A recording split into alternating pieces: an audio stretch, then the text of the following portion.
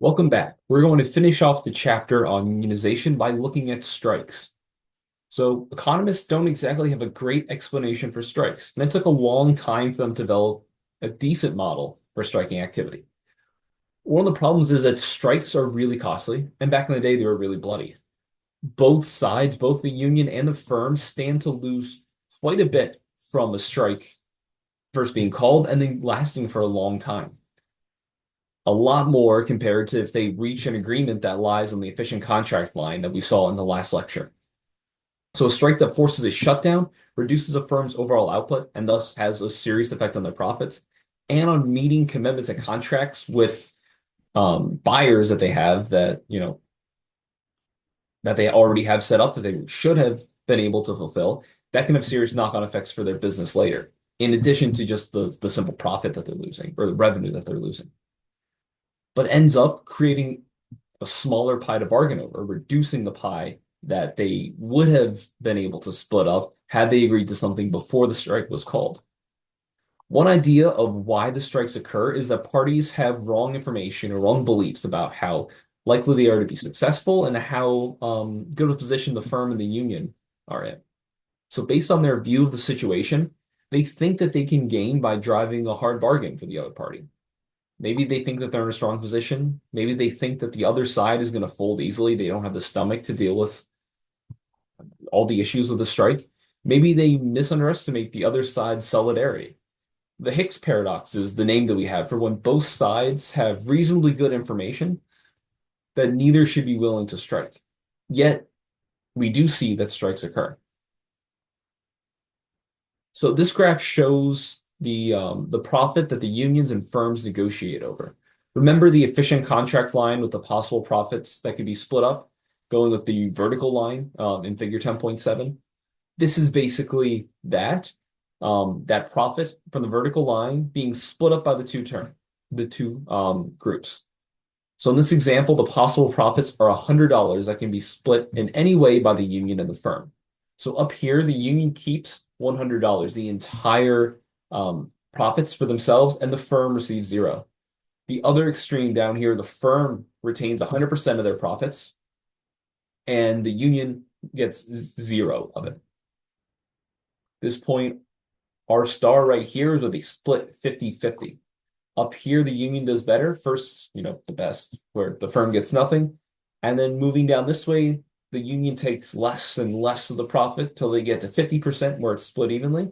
And then as we move past the 50-50 point, here the firm is keeping more and more of the profits until we reach down here where they keep everything in union. The union gets nothing.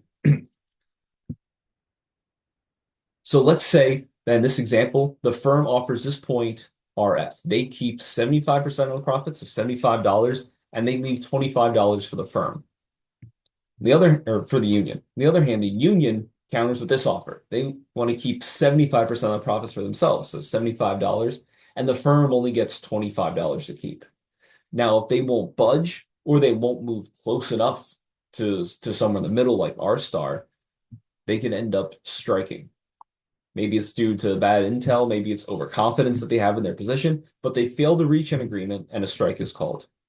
As the strike continues, it's going to be costly, either back in the old days, damaging physical capital that the firm has, or simply just lasting long enough that it significantly reduces production and the firm loses a lot of revenue, so that reduces their profits. So after a while, the firm and the union can't split up this line that's $100 worth of profit. At this point, the profit has fallen over time. So let's say, for this example, they agree on point S after a while. That's the firm gets $40 and the union gets $40. Note that only adds up to $80. That $20 worth of profit has been destroyed by the strike. So in this case, each side is able to earn something, but not as much as they would have had they avoided the strike. There would have been a larger profit for them to split somehow.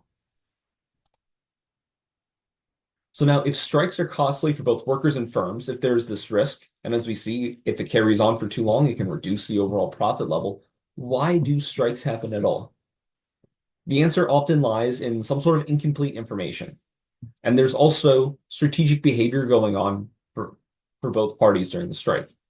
So strikes can occur when firms or when workers don't fully understand the firm's financial situation.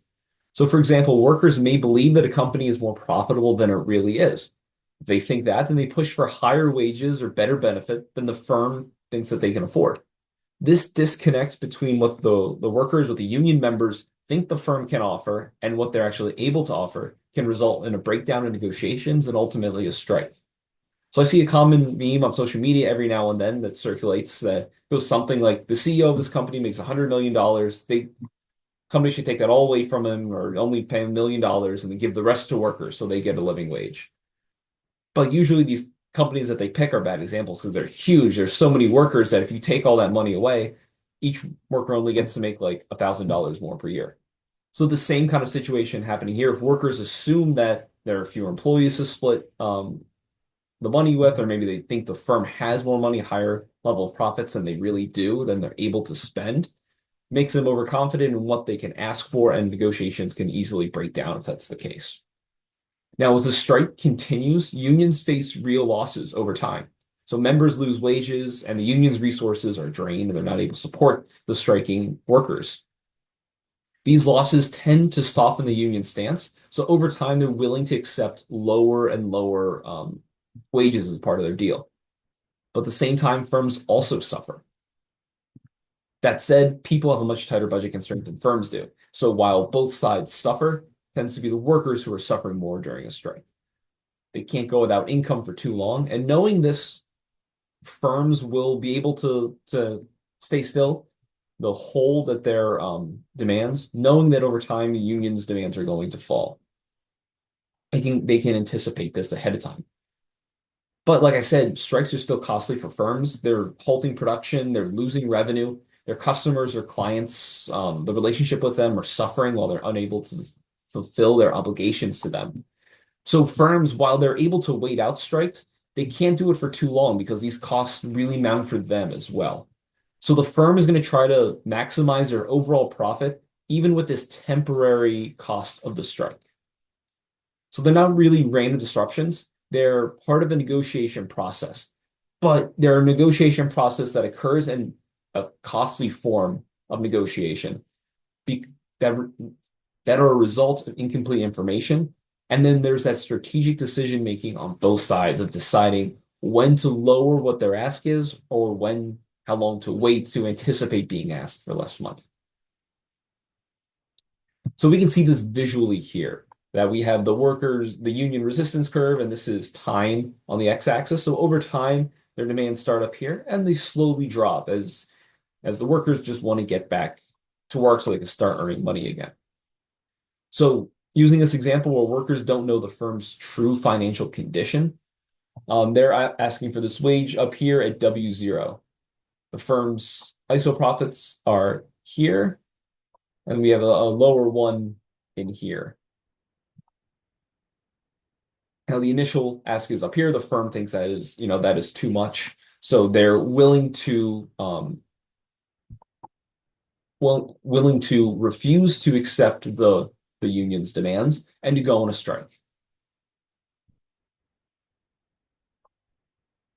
So while the union thinks the firm is earning this higher level of profit, the firm's actually earning this lower level of profit. So while W0 would be a fine ask if the firm was actually that profitable, in reality they're not. They're down here. So what the firm will do, they will let the union strike, knowing that over time their wage demands are going to fall.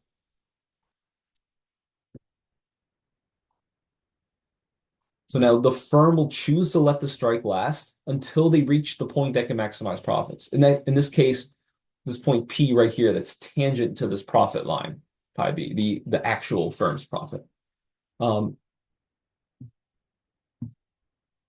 Yeah, if they wait any longer, the firm chooses to wait longer, they can get lower wages from the union. However, that's going to result in a lower profit for the firm. The reason being that they're not receiving this revenue during the time that the strike drags on. So they have to consider how long the strike is occurring, what that's going to do to their potential profits, and what that will do to the union's demand for wages. Now, I'm not going to say it's necessarily a bad thing that workers overestimate the firm's financial position, First of all, I work at WVU and I don't know how WVU is doing. I have a general idea from the beginning of the semester faculty and staff meeting, but I don't look at financial statements, so I don't really know. So I can't blame other workers for being the same as me. Also, it's this sort of adversarial negotiations between both workers, whether it's individually under normal circumstances or collectively as a union, against firms that help reach equilibrium wages in general. That's how the market process works. It's not great when it, breaks down, results in a strike that's costly, that reduces the firm's profit and causes all these issues in the economy. But that sort of negotiation back and forth of two opposed sides ends up getting us to the equilibrium, to like the efficient allocation of resources, as economists like to say. So it's not a terrible thing in and of itself that firms and workers to the union are starting off in different places and negotiating. Now, strikes are most likely to exist when information asymmetries exist between workers and the firm's management. But something your textbook notes, and I think is really important, is that it's also likely for strikes to occur if the firm's stock price is more volatile. Basically, what it means is that it's more difficult for investors to accurately assess the firm's value. So it's difficult for the firm in these situations to also assess their value, to get an accurate sort of estimation of how well they're doing. Now, it's also worth noting that how common strikes are has significantly fallen since the 1950s. We see a lot fewer strikes and a lot fewer workers involved in strikes today than we did back in the 1950s. Partially it's because of the fall of labor unions and the shift away from manufacturing employment in this country. Partially because firms have a much better idea of their financial performance nowadays. I won't spend too much time talking about the effect of union on wages, but it does kind of bring up something that's worth talking about. So what I'll say is that it does appear that that unions have a positive effect on wages. They have a positive effect on wages. But if you look at the graph here, this is an estimation of the wage gap over time. It increased sharply through the Great Depression, then fell through the 1940s, increased again in the 50s, but then slowly declined through the 2020s. So we have this change going on over time as we're seeing a lot of other changes go on in the economy. The wage effect or the wage gap created by unions can be difficult to estimate empirically. There are a lot of difficulties that your textbook mentions. One of it just being that it's difficult to find a suitable control group for a unionized profession that is the same in every way as a unionized profession, except for the presence of a union. That can be really difficult to find. Additionally, most estimates of the union wage premium assume that wages in non-unionized firms and in industries that are unaffected by unions are not affected at all by unions. There's no spillover effects from one industry to another. But our simple models earlier showed that that may not be the case. So unions also influence wages in non-unionized sectors or non-unionized firms in two important ways: the threat effects and spillover effects. So threat effects occur when non-union firms decide to raise wages to discourage their workers from unionizing. Basically, it's saying that, if we keep them happy, we give them enough money, we treat them well enough, they won't want to join a union. Unlike the extreme opposite, where they treat them like garbage, they pay them next to nothing, those workers will be very, very likely to want to unionize. So the sort of threat effects induce these higher wages to discourage union creation. Now, again, it's worth noting that this makes it more difficult to measure the true wage gap between union and non-union workers, but it has shows that unions have these broader effects on the economy besides simply just looking at the effect on unionized workers or union industries. We also had spillover effects. Now, spillover effects occur when workers are unable to find jobs in the unionized sector, but those who would have, because without unionization, they would have. But there's job rationing or layoffs because of the higher wages negotiated by unions. They end up going into the non-union sector. As workers enter the non-unionized sector, that increases the labor supply in non-unionized firms, and that pushes wages down. So we end up with these spillover effects where there's higher wages for the union in the union industry, but there's it has this effect where it lowers wages in non-unionized industries because now there's these extra workers artificially depressing the wages compared to an environment where there is no unionization here.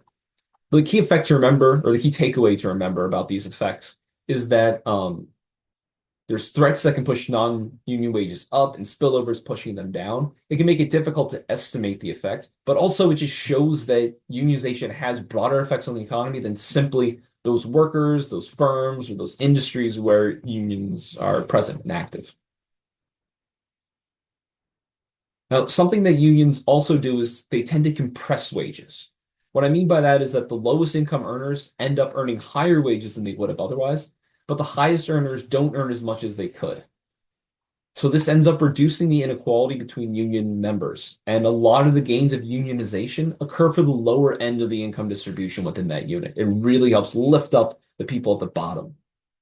This occurs because unions often advocate for more standardized pay scales and ensure that workers doing similar jobs earn similar wages, regardless of differences in productivity or bargaining power. You can see in your mind right now, you're thinking, oh, there's some good here, but also maybe some not so good here. So in contrast, non-unionized sectors typically allow for much greater variation in pay. So there can be factors like performance by each individual, negotiation skills, or market forces that help spread out wages. In some ways, if you're really productive, you can see why this might be a bad thing, that you would earn less in a union environment than you would in like a totally free market. On the other hand, it supports those lower earners or those less productive workers. So some benefit, some lose. We also see that unionized firms offer lower payoff to education than non-unionized firms. There's less of an education premium. So in unionized environments, so whether firm or industries, wages are less tied to individual credentials, like degrees or certifications or things like that, and more to these collective agreements are negotiated for covering all the workers. This means that the additional income that workers might expect to earn from higher education, from obtaining this degree, is smaller in unionized jobs than when you look at non-unionized jobs. So this also flattens the age earnings profile. So over time, we talked about early on in the course how wages will start out low when people are young. They'll increase over time as they gain experience and increase their productivity, and then kind of flatten at the top and decline a little bit as they get into older age. This gets flattened for unionized firms or industries where younger workers end up making more than they would, but then it kind of caps the kind of middle age, the highest wages that the worker will earn. So instead of being like a sharp U, it's very soft. It's also worth noting that union workers tend to receive more generous fringe benefits compared to non-union counterparts. One of the reasons that this is the case is unions often prioritize negotiating for these benefits during contract discussions, often at the expense of higher wages, where they may be able to fight for even higher wages, or they may sacrifice wage increases, say, no, we'll accept these current wages, but we want these better benefits. So when you look at the total compensation gap between unions and non-union workers, if you include both wages and benefits, is often 2 to 3 percentage points higher than the simple wage gap that's only looking at wages. And this is a good reminder that the overall value of a worker's compensation package can be significantly greater in some jobs than other jobs, depending on what the benefits package is like. Now, the chapter ends with an example in public sector unions. I think it's interesting. I would invite you to read it, but for the sake of time, I'm not going to cover it here. With this, we're going to end our lectures for the unionization chapter.